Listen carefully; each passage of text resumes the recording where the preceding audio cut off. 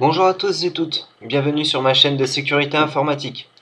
On se retrouve pour la deuxième partie de ce chapitre consacré à l'utilisation de Metasploit. Dans le premier chapitre, nous avons appris les bases fondamentales, l'utilisation des commandes et la recherche et analyse de vulnérabilités. Dans ce deuxième chapitre, on va vraiment rentrer dans le vif du sujet, donc plus particulièrement sur l'exploitation. Nous allons compromettre une machine sous Windows XP en premier temps et comprendre comment utiliser une session meter-prêteur. Ensuite, dans la deuxième partie, nous ferons un petit challenge simple sur une machine Metasploitable 2 disponible sur le site rootme.org. Donc, comme on avait vu dans le chapitre précédent, le framework Metasploit possède donc plus d'une centaine de modules. Donc, il est donc logique et même presque impossible de se souvenir de tous. Heureusement, comme on avait vu dans le précédent chapitre, la commande show plus par exemple metexploit auxiliary ou post nous retournera tous les modules présents dans la base de données de Metasploit. Aujourd'hui, on va mettre en pratique ces commandes avec un exemple très simple. Donc compromettre une machine sous Windows XP. Avant tout, pour commencer ce tutoriel, pour le mener à bien, munissez-vous donc d'une machine virtuelle sous Windows XP, donc SP2 ou SP3, c'est à votre choix, comme vous voulez. Et munissez-vous de son adresse IP locale. Donc moi, dans mon exemple, dans ce tutoriel, ce sera cette adresse. Chez vous, ça va changer, je tiens à le préciser. Donc chez moi, c'est 192.168.111.137.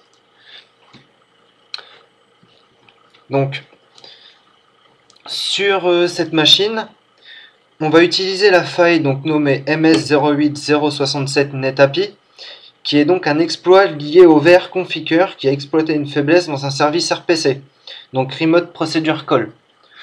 Pour commencer, si vous voulez, pour le fun, on va lancer un petit scan. Donc sur Metasploit, on va l'incorporer à notre base de données, donc db-nmap-v pour le mode verbeux, l'option SynScan pour le scanner de port TCP furtif, et l'option A pour en récupérer les bannières des ports et des services. Et on lance le scan. Un petit moment d'attente. Donc déjà, on peut voir que Nmap a découvert 3 ports ouverts. Donc le port TCP 139, donc qui est donc le service NetBIOS SSN. Il nous a trouvé quoi d'autre? Le port 135, donc Microsoft Windows RPC, et le port TCP 445 ouvert aussi, qui doit être aussi un serveur RPCI, il me semble.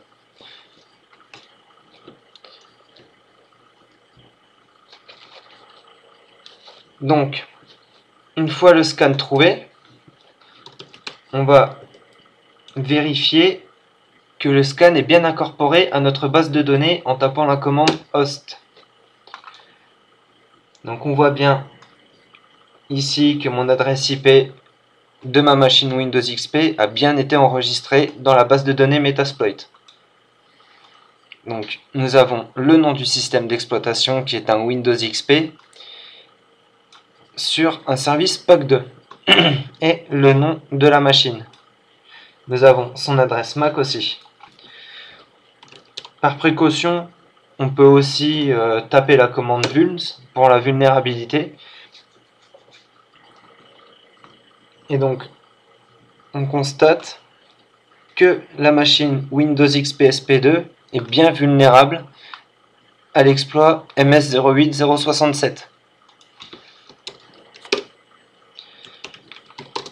Maintenant, on va rechercher donc le module en question en tapant la commande search ms08-067. Bingo. Donc ici, Metasploit nous retourne notre module en question, disponible avec la commande exploit Windows SMB pour Server Message Block et la faille ms08067 netapi. Donc, nous allons taper la commande use pour pouvoir utiliser cet exploit et copier l'adresse. Nous tapons Entrée. Et comme on a vu par rapport au chapitre précédent avec les scanners incorporés à Metasploit, donc le nom du module s'affiche en rouge qui signifie donc qu'on utilise bien le module souhaité. Nous allons regarder ces options en tapant la commande Show Options. Donc, qu'est-ce qu'on doit renseigner dans ce module? Le port de la machine cible est déjà rentré, donc qui est le port 445. Et comme on a vu sur le scanner précédent, ce port est bien ouvert. Nous avons juste deux choses à renseigner. Donc, l'adresse IP locale de la machine ciblée en rhost et l'exploit target. On viendra à l'option de l'exploit target juste après. Pour l'instant, nous allons renseigner le nom, l'adresse IP de la machine ciblée en tapant 7 rhost en majuscule, suivi de l'adresse IP de la machine ciblée. Nous tapons Entrée. Par précaution, on peut quand même regarder si l'option a bien été enregistrée en retapant la commande Show Options. Ça a été validé, super.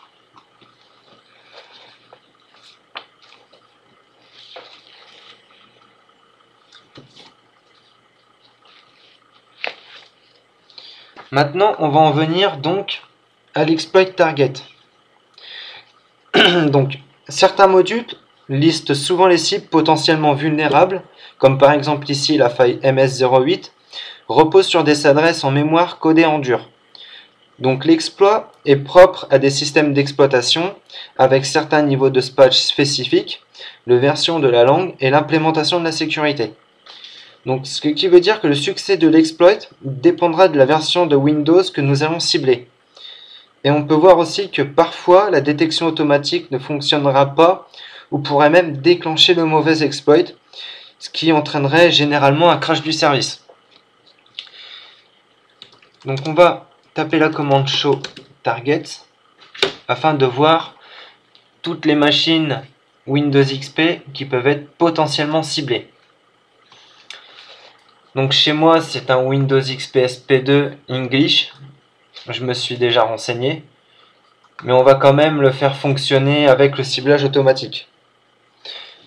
Mais il faut savoir que chez vous ça pourra peut-être marcher comme ça pourra peut-être pas marcher avec le ciblage automatique. Car franchement cet exploit est particulièrement capricieux et a souvent du mal à déterminer le système d'exploitation. Donc c'est pour ça que je vous conseille de déterminer le système d'exploitation de votre Windows XP avant de pouvoir commencer.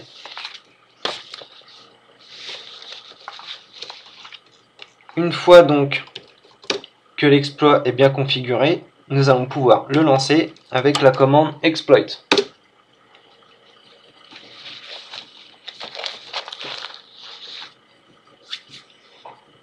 Et voilà, nous avons bien ouvert une session sur la machine ciblée.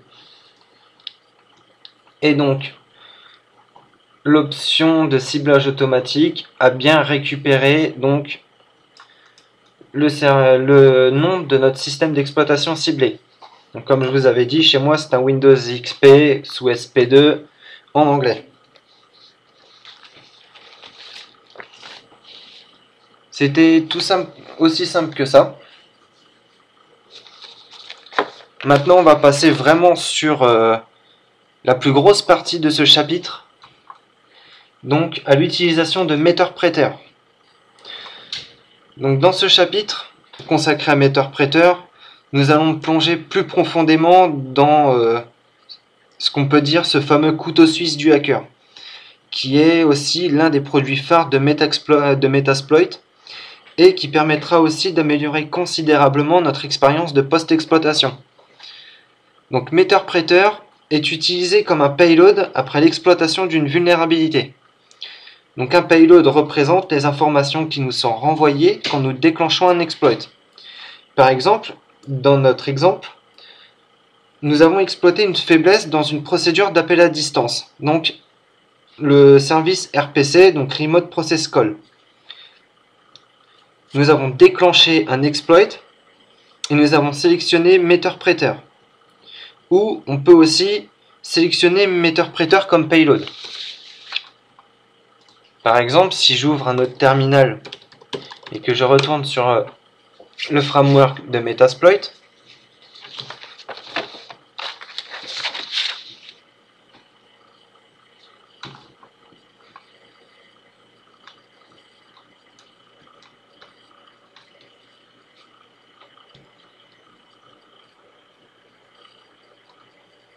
voilà, et que je demande à voir les payloads en tapant la commande show payloads.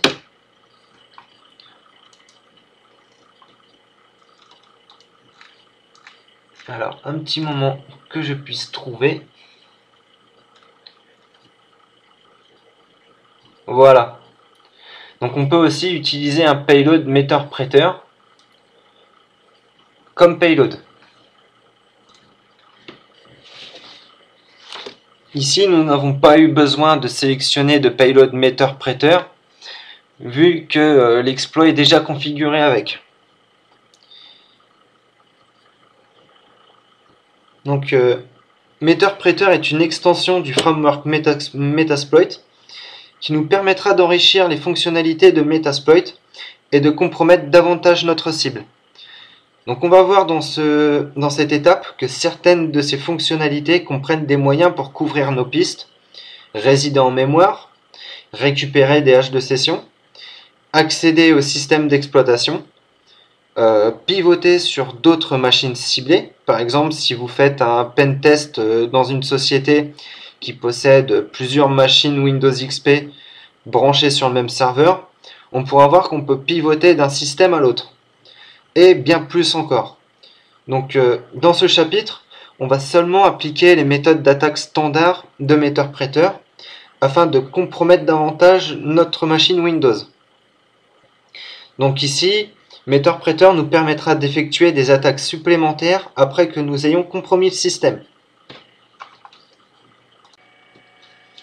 Donc, les commandes de base de Meter-Preter. Donc, ayant maintenant réussi à compromettre la cible et à récupérer une console Meter-Preter sur le système, on peut aussi gagner beaucoup plus d'informations avec quelques commandes de base Meter-Preter. Par exemple, si je tape la commande help sur la session Meter-Preter, donc Meter-Preter va me retourner toutes les commandes disponibles de post-exploitation. Donc par exemple, quelques petites commandes assez sympas et assez faciles. Par exemple, l'option Record Mic pourra enregistrer donc le micro de la machine ciblée. Vous pouvez aussi démarrer un vidéo chat en tapant la commande webcam chat. La liste des webcams, s'il y en a plusieurs par exemple. Vous pouvez prendre une photo aussi de la personne qui utilise la machine ciblée avec l'option webcam snap. Et bien d'autres encore. Par exemple, GetSystem pourra élever les privilèges sur la machine. Par exemple aussi, on va commencer à en établir quelques-unes. Si je tape la commande screenshot, donc la commande screenshot de Meter-Preter exportera une image du bureau de l'utilisateur actif et l'enregistrer dans notre répertoire. Donc des captures d'écran de bureau peuvent nous offrir aussi une excellente façon d'en apprendre davantage sur un système ciblé.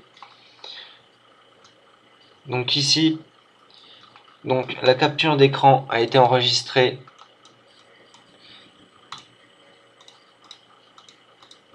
dans mon répertoire route. Donc si je vais dans mon répertoire route,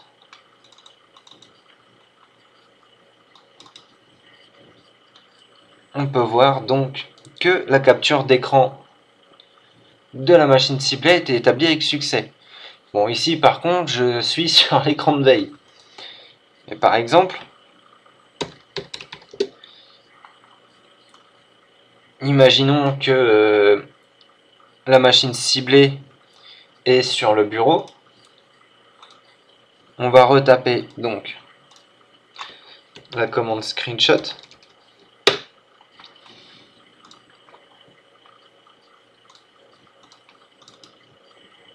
On peut voir donc que la capture d'écran du bureau est menée à bien avec succès.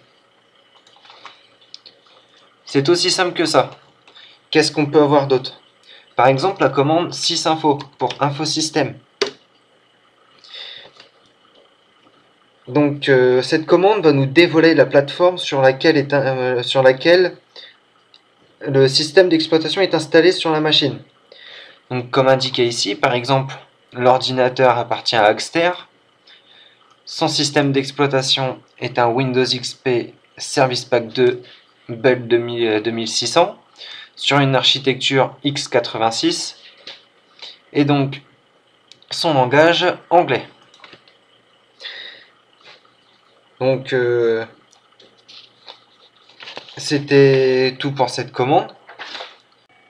Maintenant, on va voir que les scripts Meterpreter peuvent être disponibles aussi avec des scripts du framework Metasploit. Donc pour exécuter un script à partir de la console Meterpreter, il nous suffira seulement d'entrer la commande run, suivie du module de post-exploitation que vous aurez sélectionné. Donc ici, on va citer à la fois les scripts et les modules de post-exploitation. Donc les scripts pourront soit être exécutés seuls ou en double pour nous fournir une aide supplémentaire sur la façon de l'exécuter. Par exemple, si nous souhaitons utiliser une interface graphique interactive à distance, donc par exemple du TeamViewer ou autre session comme ça, donc sur le système exploité, on peut utiliser ici le protocole VNC, donc pour tuner les communications actives desktop et interagir avec l'interface graphique du bureau sur la machine cible. Mais dans certains cas, le système peut être verrouillé, comme nous avons vu sur la capture d'écran, j'étais sur le mode veille, et nous ne pourrons pas y accéder. Mais pas de panique, vous inquiétez pas, Metasploit peut nous aider. Donc, dans l'exemple suivant, nous allons effectuer la commande run VNC qui installera une session VNC sur le système distant. À partir de là, si le système est verrouillé, nous pouvons lancer donc un script run scream unlock afin de déverrouiller la machine cible afin que nous puissions afficher le bureau. Donc en conséquence, une fenêtre VNC devrait apparaître sur notre machine et nous montrer le bureau ciblé. Donc si je tape run VNC, voilà. Donc le script nous a créé une connexion miroir VNC et l'a uploadé sur la machine Windows. Et voici donc la fameuse session VNC. Bon, ici, je suis encore sur le mode veille, désolé. Mais pas de panique. Comme nous avons vu, si nous tapons run screen unlock,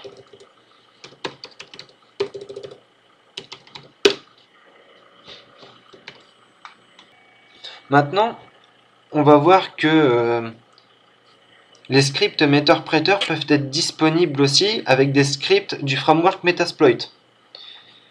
Donc pour exécuter un script à partir de la console Meterpreter, il nous suffira seulement d'entrer la commande run, suivie du module de post-exploitation que vous aurez sélectionné.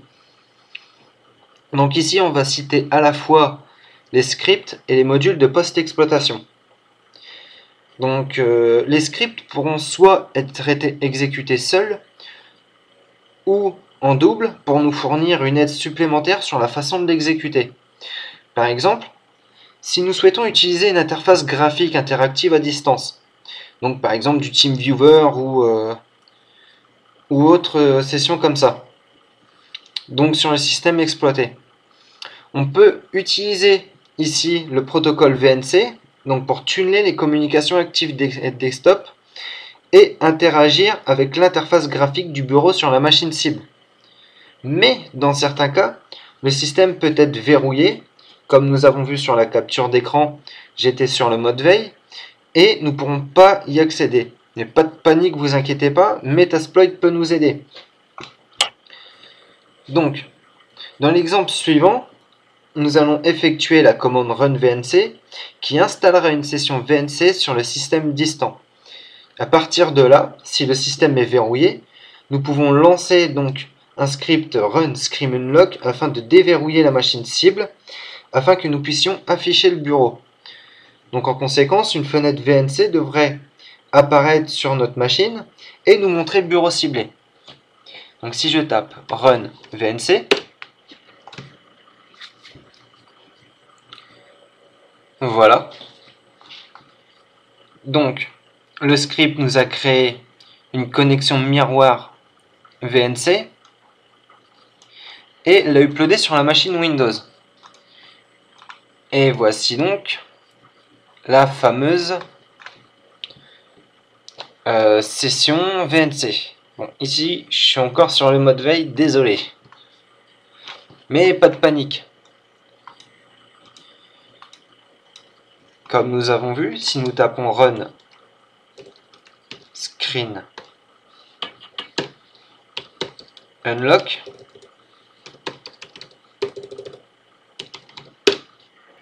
donc voilà, si nous tapons donc la commande screen unlock, nous pouvons voir que l'ordinateur de la machine ciblée s'est débloqué.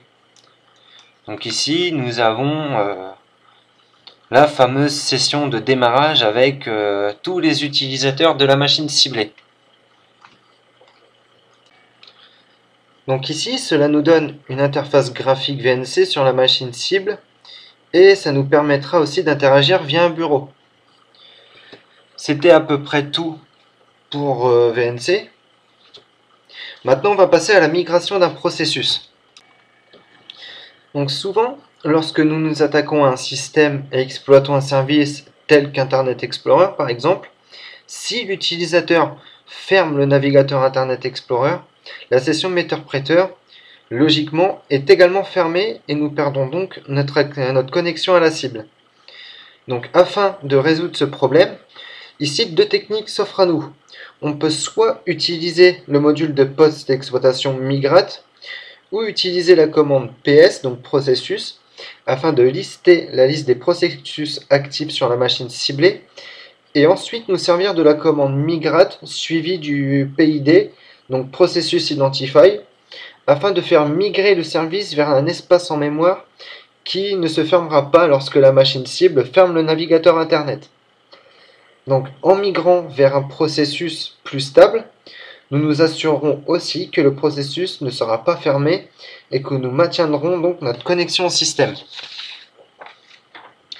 Donc on peut utiliser donc par exemple la technique de module de post-exploitation, donc en tapant run suivi de la commande post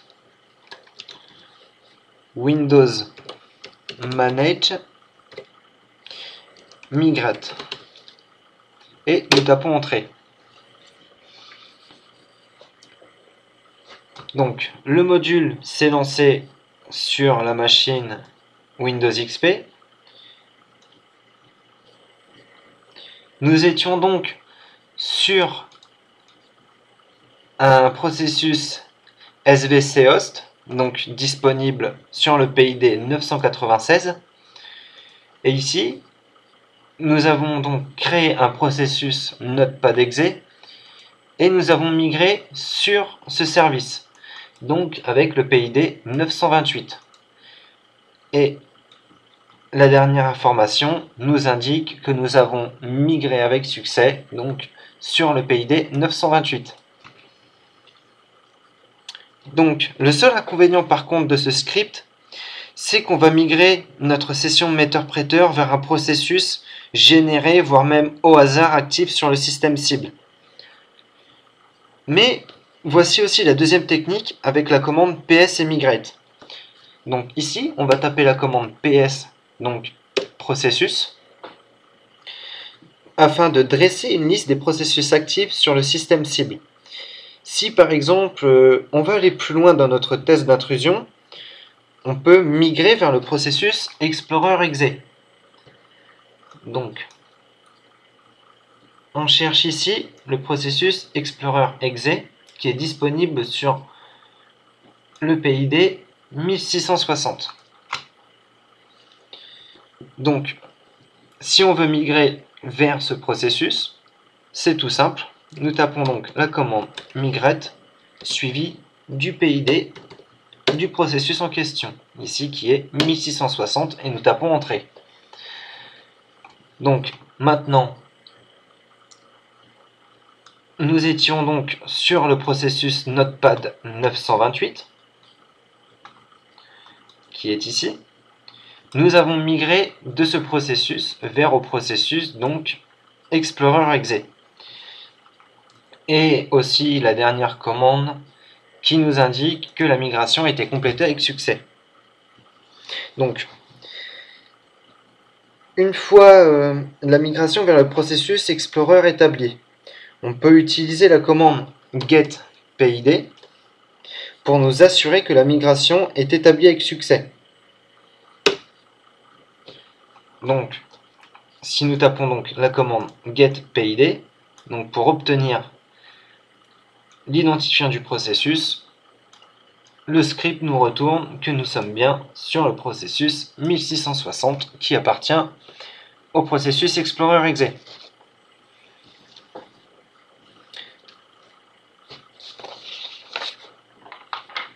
C'était tout pour la migration.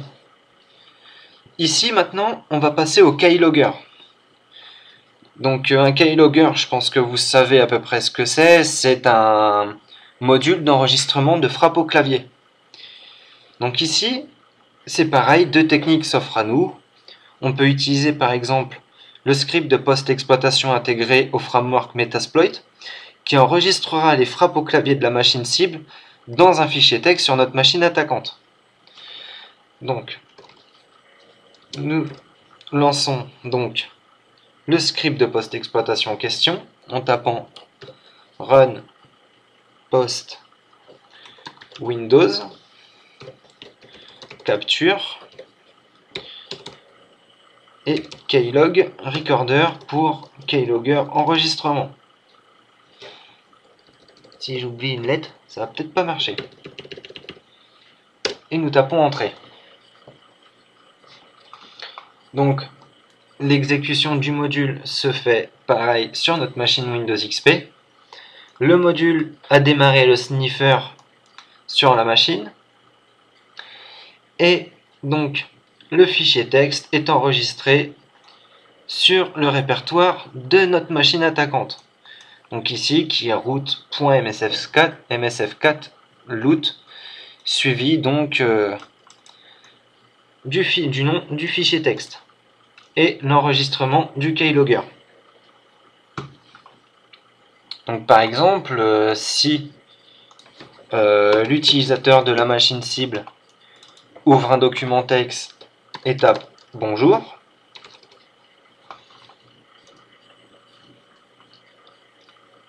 et que nous nous rendons donc dans le fichier enregistré, donc j'ai pas trop envie d'aller chercher dans ma machine, donc je vais utiliser la commande cat suivie du fichier de destination et taper entrée. Donc on voit bien que la formation donc du keylogger a démarré donc à l'heure où nous faisons ce tutoriel, et donc la frappe au clavier que l'utilisateur a enregistrée. Bon, ici ça fait bono back jour, en fait ce qui signifie que j'ai tapé bono jour et que j'ai fait un retour back pour réécrire bonjour comme il faut. Par exemple, on peut recommencer la manipulation. Je vais taper bonjour correctement et réouvrir le fichier. Voilà. Donc, si l'utilisateur de la machine cible écrit bien, vous l'aurez automatiquement bien aussi dans votre fichier texte. Donc, ça peut être une méthode intéressante, car imaginons par exemple que l'utilisateur de la machine cible rentre des identifiants et un mot de passe. Nous avons juste à nous rendre, donc, comme on a vu, vers le répertoire où le fichier texte a été enregistré sur notre machine. Metasploit, enfin Meterpreter, offre aussi un gain de temps en incorporant les commandes CaseScanDump, CaseScanStart et CaseScanDump. Excusez-moi. Donc, je retourne sur ma session Meterpreter et je vais vous montrer le nom des commandes plus précisément. Alors, voilà, ils sont ici. Donc dans un premier temps ici, on va lancer cette première commande, donc CaseScanStart pour démarrer le module de keylogin. Une fois que nous aurons retapé bonjour sur notre fichier texte sur la machine ciblée, nous taperons CaseScanDump afin de récolter la frappe au clavier. Donc c'est parti. Si nous tapons CaseScanStart, donc Meterpreter démarre le module de keylogin. Nous retournons sur notre machine cible.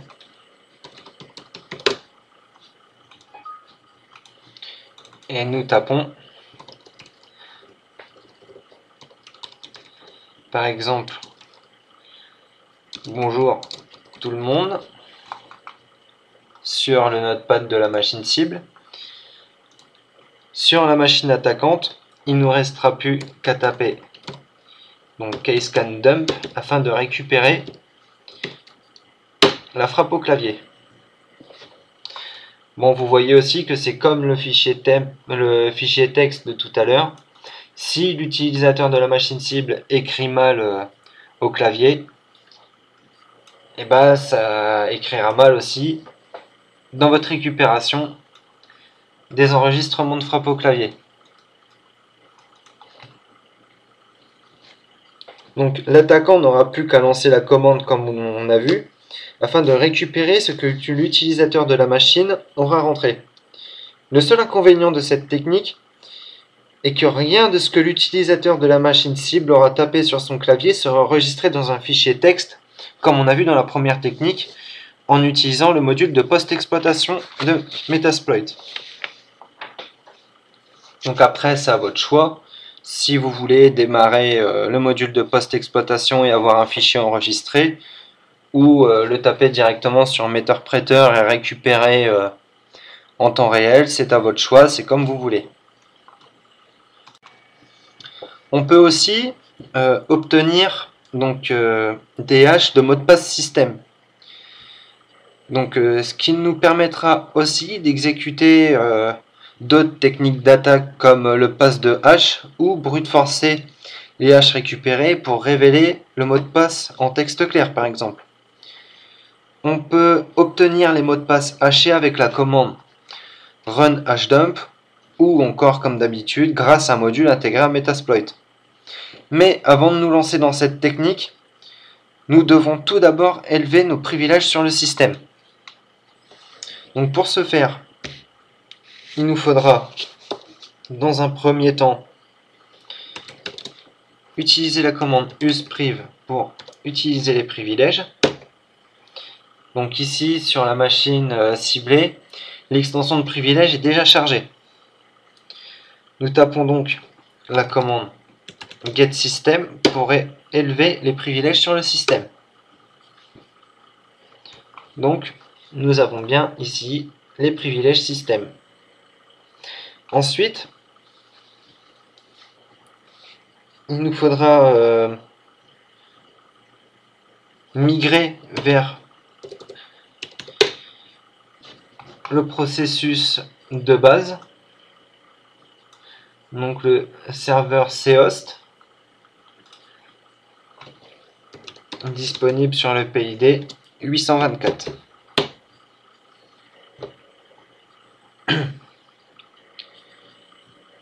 Donc, ici dans notre cas, et comme certains autres cas très souvent, on aura déjà l'extension de privilège de charger. Donc, si chez vous, vous avez aussi les privilèges système et l'identifiant de l'utilisateur, on peut donc passer à l'étape suivante.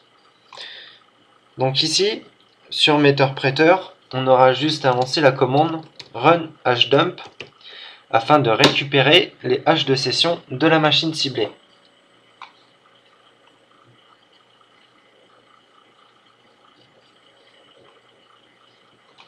Voilà, donc nous avons donc le hash de la session administrateur, nous avons le hash de la session guest, nous avons le hash de l'aide assistant, nous avons le hash de la session support, le hash de la session owner et le hash de la session hacker.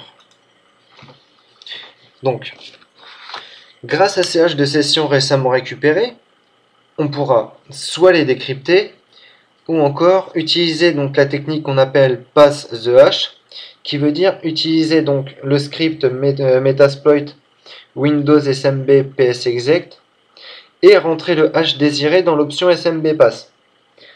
Donc cette attaque nous permettra donc de sauter d'un système à l'autre, enfin d'une session à l'autre, sans pour autant avoir besoin de craquer les mots de passe. Je suis un peu déçu sur sur cette technique d'attaque, que j'aurais bien voulu vous la montrer.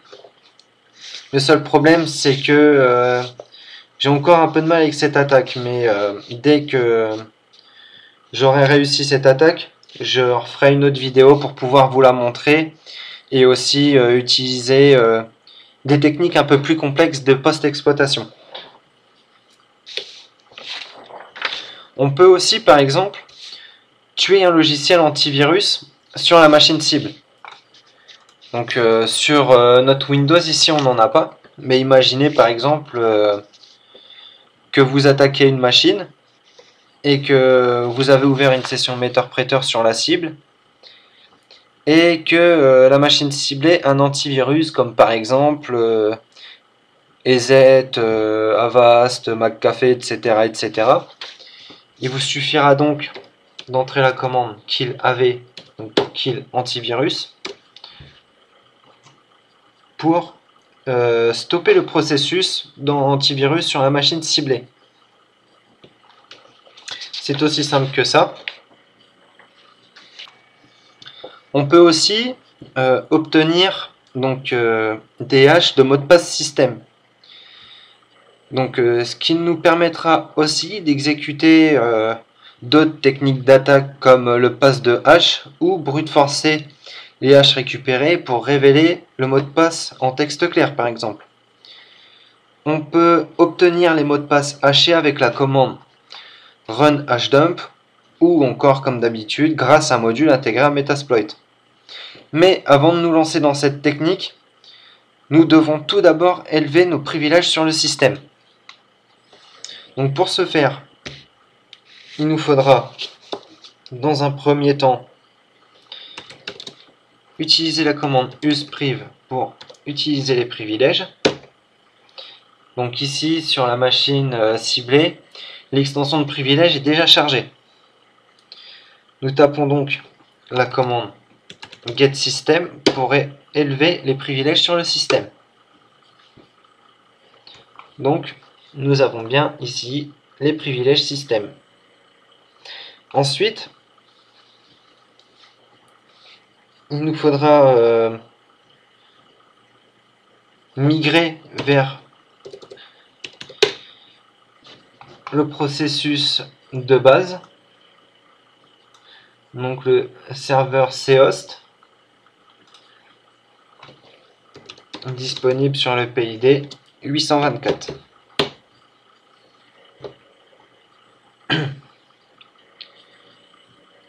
Donc ici dans notre cas, et comme certains autres cas très souvent, on aura déjà l'extension de privilège de charger. Donc si chez vous, vous avez aussi les privilèges système et l'identifiant de l'utilisateur, on peut donc passer à l'étape suivante. Donc ici, sur Meterpreter, on aura juste à lancer la commande run hdump afin de récupérer les haches de session de la machine ciblée.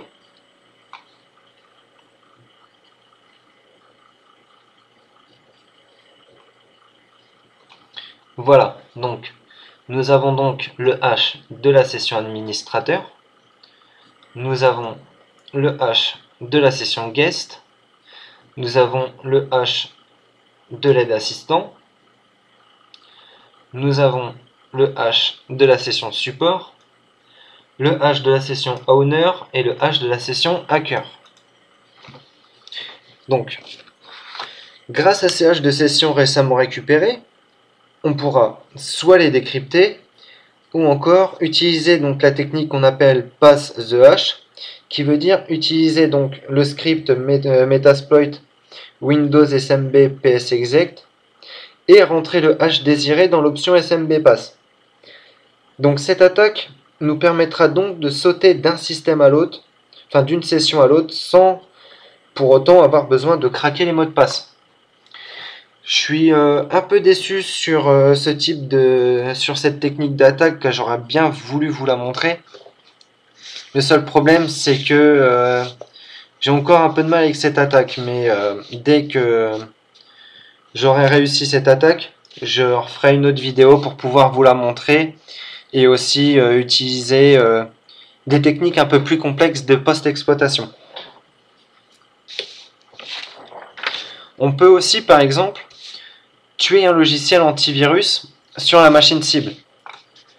Donc sur notre Windows ici on n'en a pas, mais imaginez par exemple que vous attaquez une machine et que vous avez ouvert une session Meterpreter sur la cible et que la machine ciblée a un antivirus comme par exemple EZ, Avast, McAfee, etc., etc. Il vous suffira donc d'entrer la commande kill AV, donc pour kill antivirus, pour stopper le processus d'antivirus sur la machine ciblée. C'est aussi simple que ça.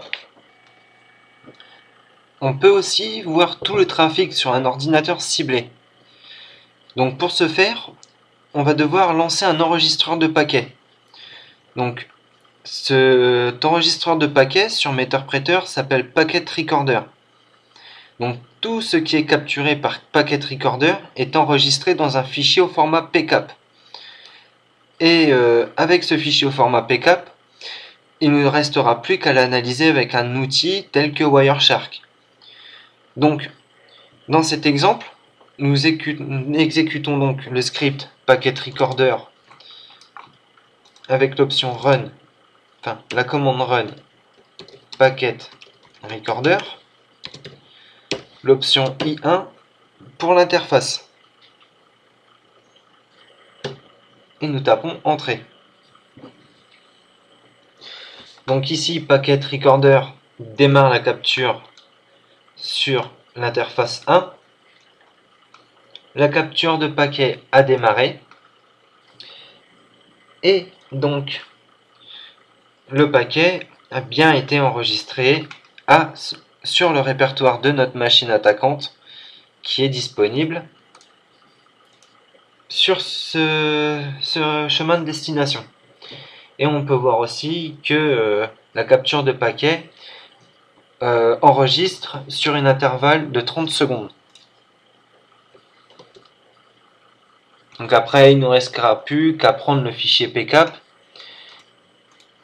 et à l'analyser sur un outil comme Wireshark.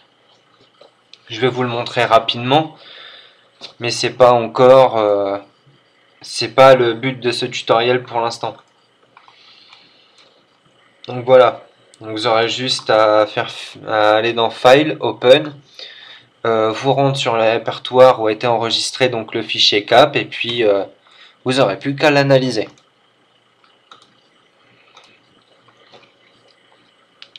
On peut faire aussi du scrapping de système.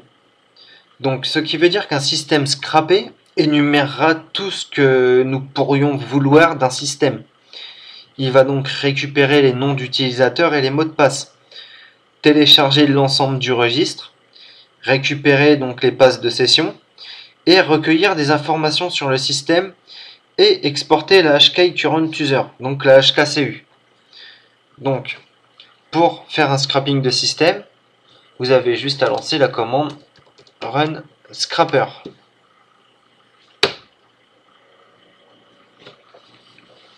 Un petit moment d'attente.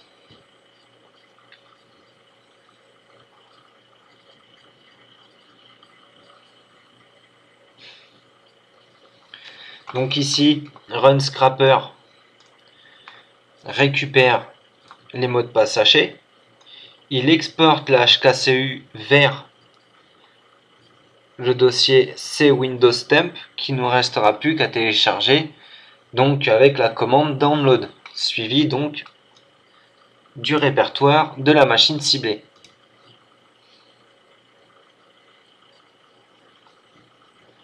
Il récupère aussi la HKLM, disponible aussi dans le répertoire temp, et encore bien d'autres renseignements qui seraient intéressants d'obtenir afin de continuer le poste d'exploitation.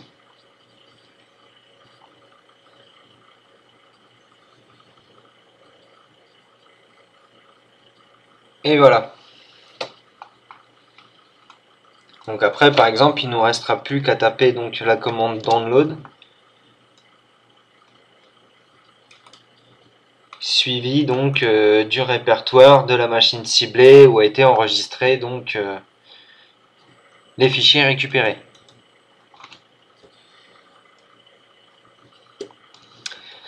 Une autre utilisation qui est, je pense, l'utilisation aussi l'une des plus intéressantes de MeterPreter, c'est la méthode persistance.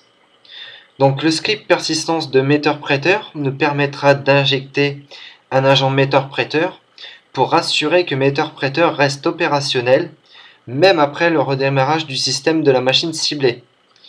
Par exemple, si il s'agit d'une connexion reverse, nous pourrons définir la période à laquelle la cible tentera régulièrement de se connecter à la machine attaquante. Par contre, si c'est une bin connexion, on peut se reconnecter à l'interface au moment voulu. Par contre, si vous utilisez cette fonctionnalité, assurez-vous aussi de la retirer lorsque vous avez terminé l'exploitation. Parce que si vous oubliez de le faire, n'importe quel autre attaquant peut également accéder au système sans authentification et passer par cette persistance. Donc ici, pour utiliser le script persistance, donc nous tapons run persistance avec la commande X pour indiquer donc que le module de persistance est lancé au démarrage sur une interface, sur une intervalle de 10 secondes, et que le port d'écoute est le port 443,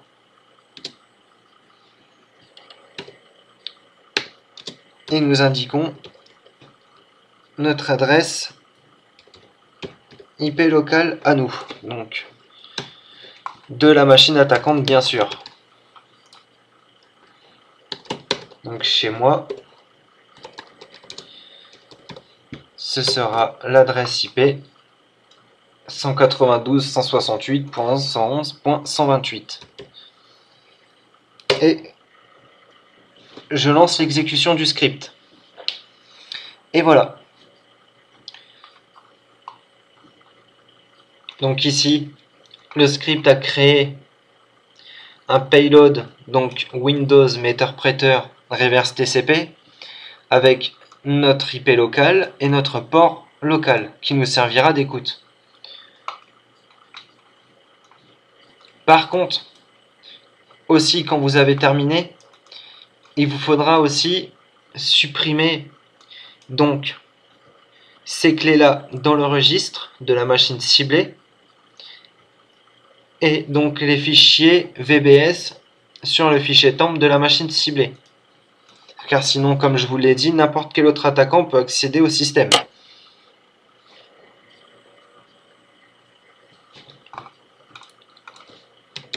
Donc si nous retournons sur le framework Metasploit,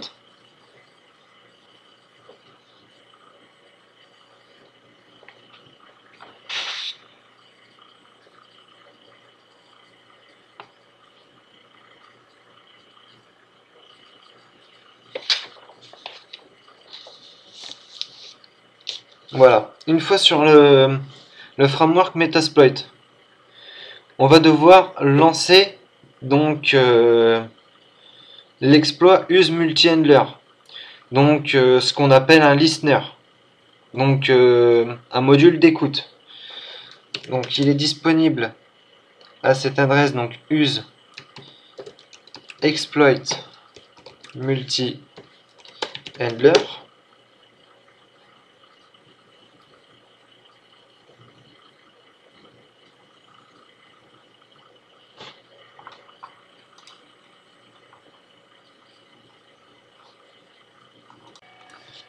Donc voilà, une fois sur l'exploit handler, nous regardons les options. Donc ici, il n'y a rien, c'est normal. Il nous faudra donc utiliser le payload donc qui est Windows Meterpreter reverse TCP. Donc nous allons rentrer le paramètre set payload suivi du payload en question. Nous retapons show option. Donc le payload Meterpreter reverse TCP a bien été paramétré.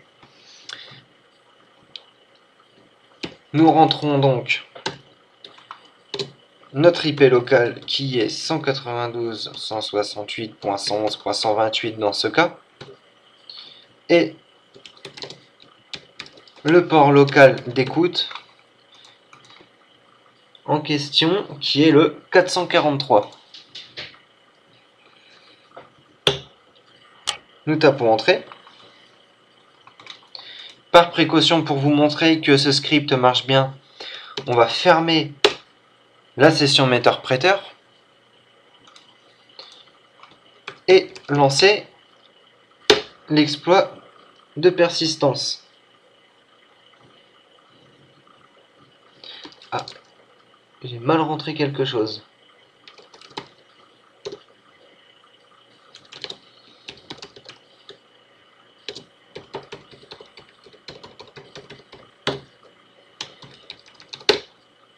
Ça marchera mieux comme ça d'un coup.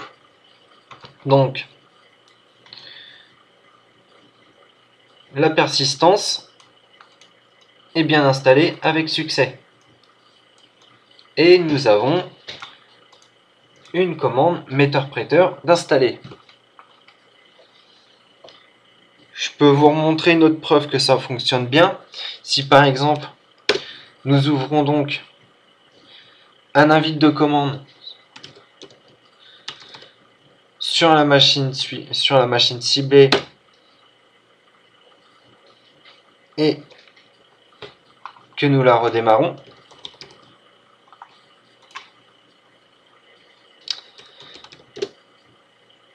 peut-être pas faire ça, je vais faire ça directement sur Meterpreter. J'ai tapé le script reboot qui redémarrera la machine distante.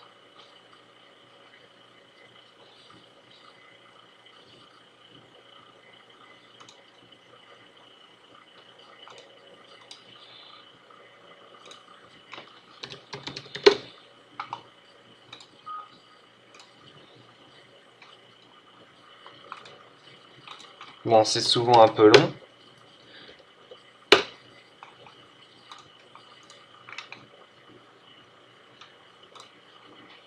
Voilà.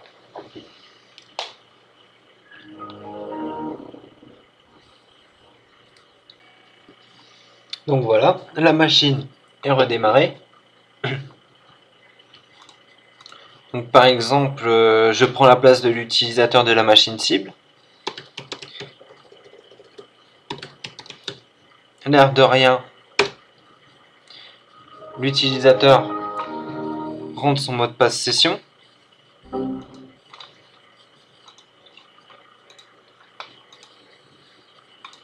Donc ici, on voit bien que la machine a été redémarrée car la session metteur-prêteur a été fermée.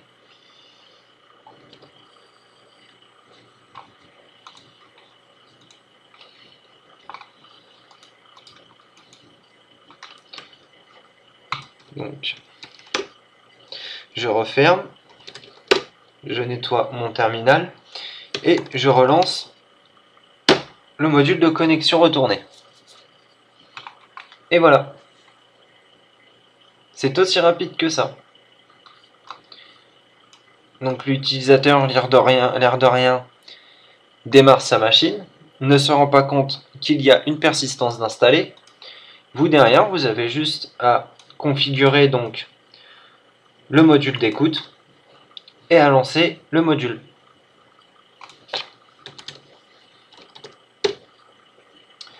Voilà.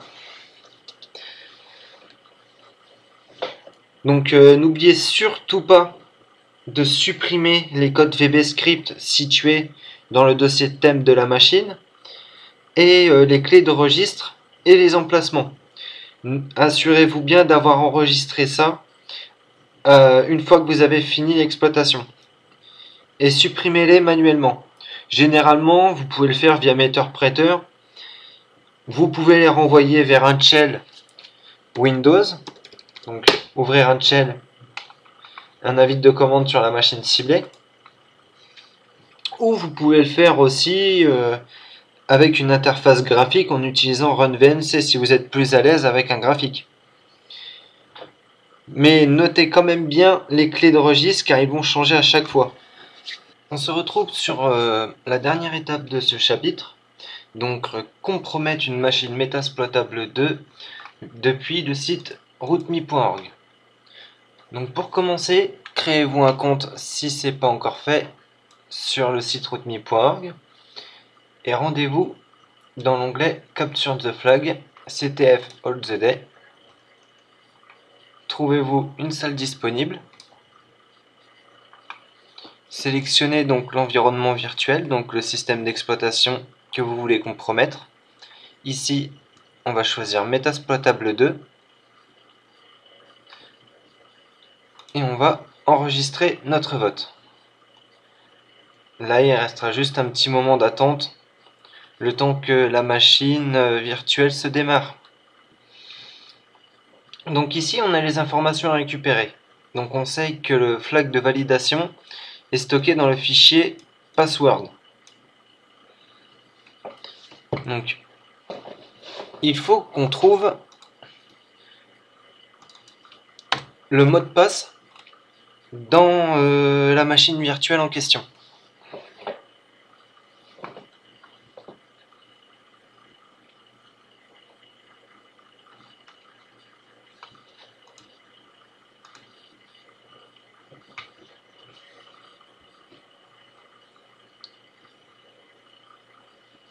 Donc la machine démarre.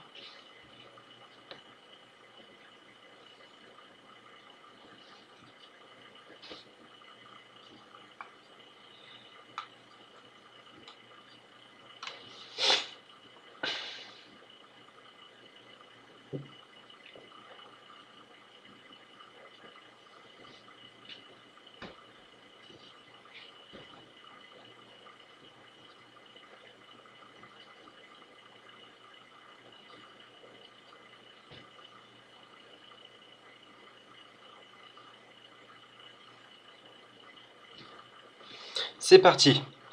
Donc ici, on a 1 heure pour pouvoir retrouver donc le mot de passe disponible sur ce répertoire.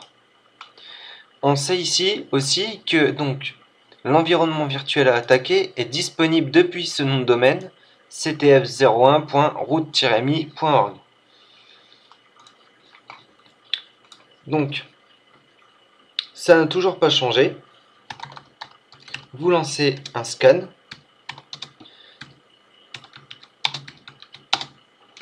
Suivi du nom de domaine en question.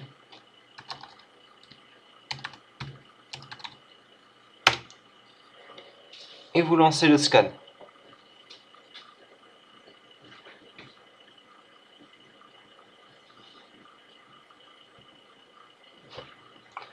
Donc on peut voir ici qu'Nmap nous a récupéré un grand nombre de ports ouverts.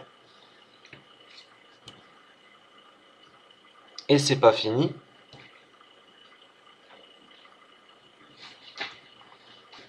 À partir du nom de domaine qu'on a scanné, on a pu aussi récupérer son IP, qui est 212.129.28.18. Rassurez-vous, si vous relancez un scan Nmap avec l'adresse IP donc de la machine virtuelle, vous retrouverez exactement le même résultat que dans le premier.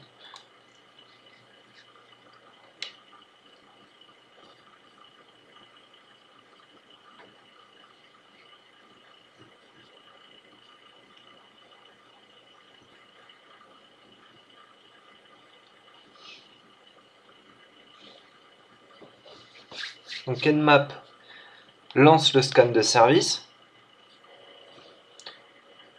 lance la détection de l'OS,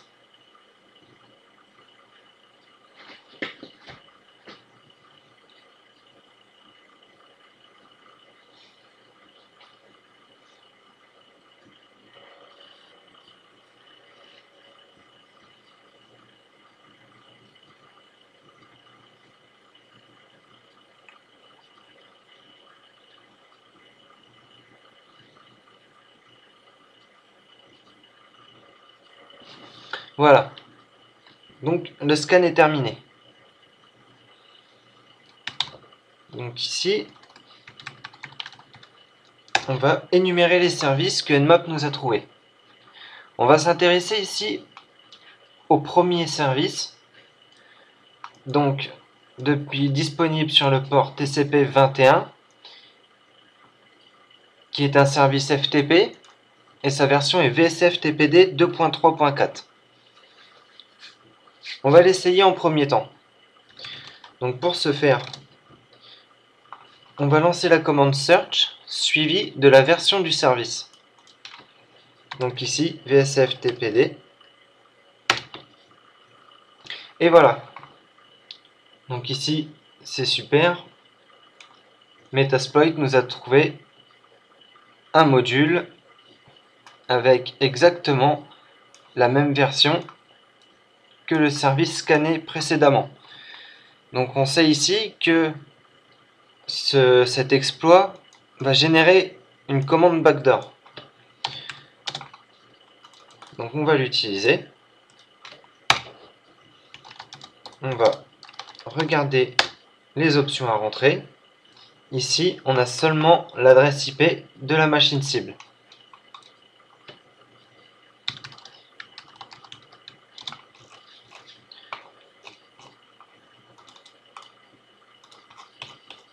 On va récupérer l'adresse IP de la machine, taper Entrée.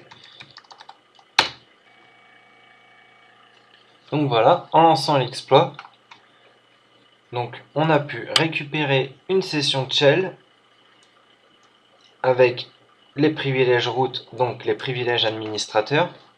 Pour en être sûr, on va taper la commande OAMI, donc qui je suis. Nous sommes bien en route. On va demander l'ID. Donc c'est confirmé, nous sommes bien en route sur la machine distante. On va ensuite lister ce qu'il y a sur la machine. Et comme vous pouvez voir, c'est tout simple. Le fichier password est ici. On va taper la commande cat suivi du fichier password et nous avons déjà récupéré le mot de passe. C'était aussi simple que ça. Après, rien ne vous empêche derrière de continuer l'exploitation et vous amuser à exploiter les autres services de Metasploit Tableau 2. Ici, c'était juste un petit tour d'horizon pour vous montrer un peu. Donc après avoir copié le mot de passe récupéré, on l'envoie et voilà.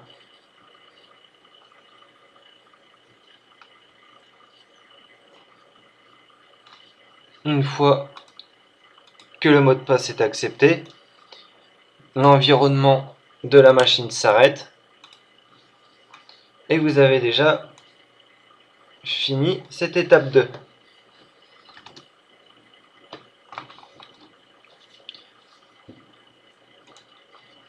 Vous pouvez aussi, par exemple, maintenant que vous êtes à l'aise sur le framework Metasploit, donc depuis la console, on va s'intéresser à l'interface graphique de Metasploit qui s'appelle Armitage. Donc vous ouvrez un nouveau terminal et vous tapez Armitage afin de lancer l'environnement graphique de Metasploit.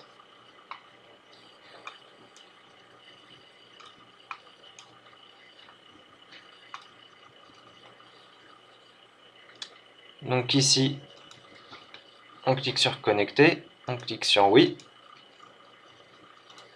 On va ici relancer l'environnement virtuel, redémarrer la machine.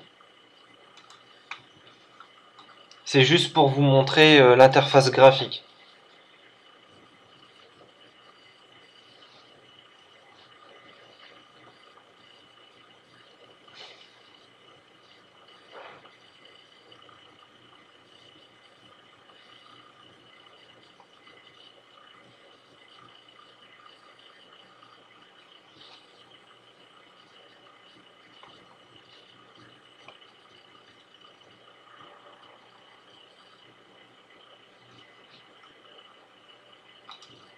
Donc nous voici sur Armitage.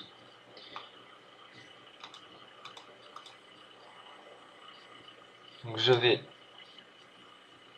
nettoyer ma base de données pour reprendre l'étape à 0. Donc ici, qu'est-ce qu'on peut voir? Donc au lieu de taper la commande search ou show pour lister par exemple un exploit ou un payload, et bien ici sur l'environnement graphique, tout est déjà répertorié dans un dossier. Vous avez les modules auxiliaires, les modules d'exploit,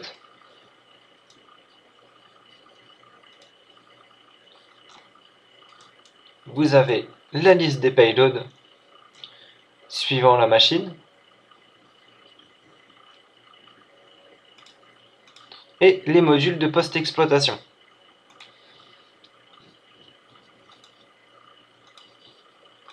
Donc ici, on va lancer un scan. Vous allez dans Host, Nmap Scan. On va faire un scan rapide avec détection de l'OS. On va taper le nom de domaine de la machine.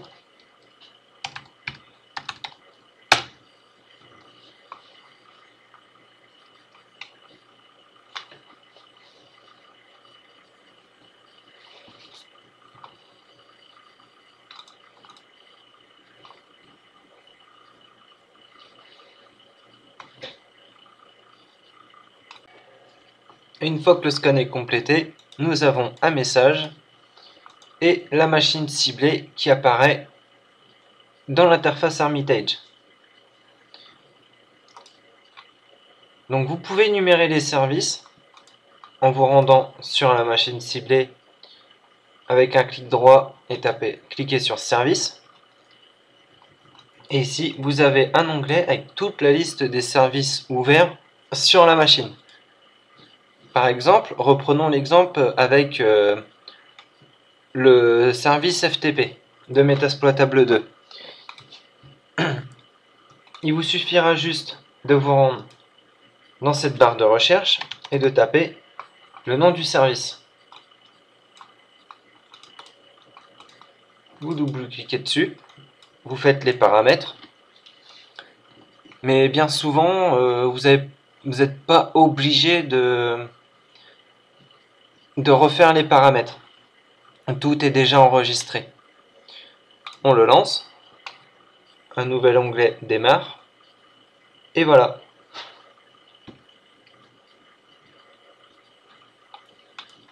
Et donc ici on peut voir que la machine ciblée a changé de couleur, est en rouge avec des espèces d'éclairs, ce qui signifie que nous avons compromis la machine.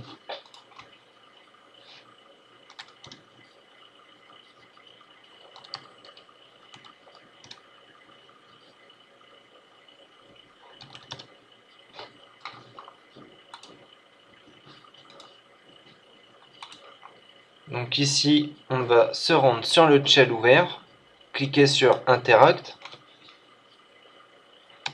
refaire la commande de listage, réouvrir le fichier password, et voilà.